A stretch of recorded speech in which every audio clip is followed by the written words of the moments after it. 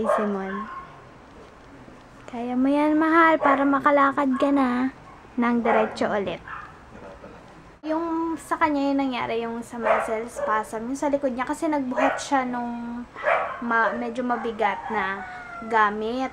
Tapos, naka-stoop siya.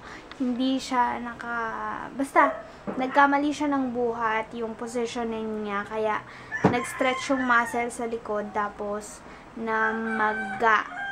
kaya yung naipit yung muscle dun sa likod niya ng mga bones. Kaya yung bone niya, nung in-x-ray, nakaganto, straight na straight. Kaya imbis na normal na pa-curve yung lower back, yung sa lumbar part, pa-curve yung itsura nung spine. Pero nung in-x-ray siya, naka-straight. Ibig sabihin parang naipit yung mga muscle, kaya hindi maka-curve yung kanyang buto. Kaya yun, sobrang sakit, kaya hindi siya makalakad. Pero ngayon, ayan, nakakatuwa kasi may improvement ang gamot niya. Ayoko na. Pagaling ka na, I love you. Kagaling na yan, may KFC na eh. Tapos ang binigay lang sa kanya ay pain reliever for 2 times a day.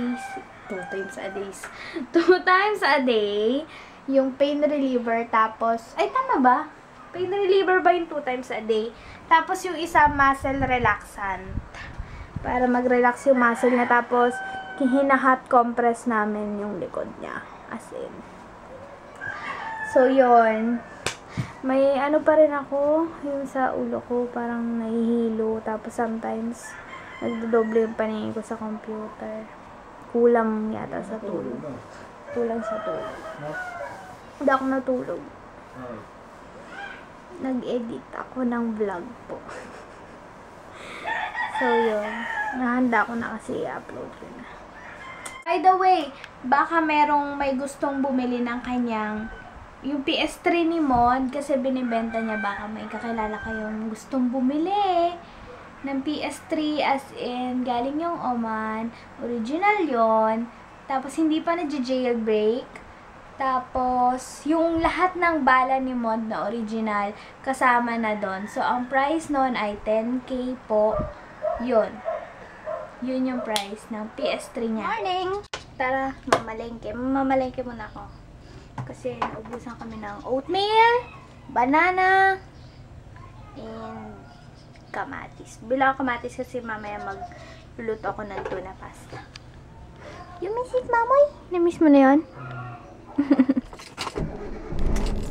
Ako muna ang in charge. Andiyan ang aking amo, si Mod, nasa harap. Titingnan niya kung sasabit yung harap eh. So, ang init. Pero ayan na si Mod. Ayan. Nakalakad na siya. Pero may brace siya sa likod. Yung parang matigas lang. Brace ba tawag ko? Support. Parang support sa likod. Na strap. So, yeah. Alis mo na kami. Masakit ka pag tulog. Sorry. Ayan, may nasasabi na. Dati ako nagtuturo kay Mod, pero ngayon ako ang tinuturuan niya kasi yung confidence ko, ganun pa din. Lalong bumababa, lalo na pag hindi ako nagdadrive. Pero siya, tumataas kasi siya lagi yung nagdadrive eh. Tsaka, hindi maano yung damdamin niya. Ano yun? Ano siya, matapang. Ako hindi. So ngayon, para akong ginajudge ng habang nagdadrive. Ay! Ano ba yun? Para akong ginajudge habang nagdadrive. Para akong may panel. Ayun, kaya medyo nakakailang mag-drive. Pero okay din kasi ginaguide ako ni Mona. Oh, primera, segunda. Parang bago pa din. Tingnan mo dito sa amin, napakadaming ganyan, oh. Tingnan mo, ang liit-liit na nga ng daanan, dyan pa. Pero ganun talaga, may inaayos eh. Yun lang, parang laging may nilad na inaayos dito sa amin. Tsaka ang dami ng tao, ang daming subdivision. Alam mo yung isang subdivision, grabe yung bahay, as in. Bahay kung bahay, dikit-dikit. Tapos ang daming tao. Kaya ngayon nagta-traffic dito sa amin eh. Dati walang masyadong tao, puro lang, palayan. Ngayon hindi, iba na. Traffic na.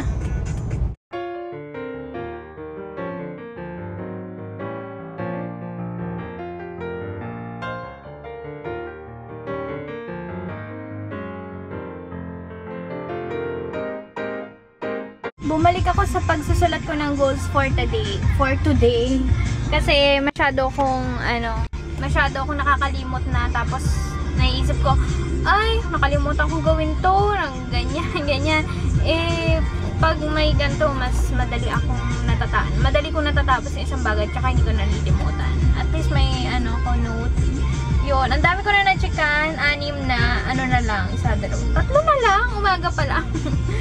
So, yun, mabilis lang talaga, and nakakatawa ka. So, kakauwi lang namin, and mabilis ang luto, medyo nasunog pa nga yung aming maling. Kasi wala kaming food. Puro instant lang ngayon yung mga nasa lata. Kasi gutom na din. Tapos nagluto lang ako yan. Maling, sisig, and fried rice. Garlic fried rice. Kaya si mama. Bagong gupet. Kain. 1 taon pa lang ako. Nasundan na si Toto. Grade 6, labing 2 na ako.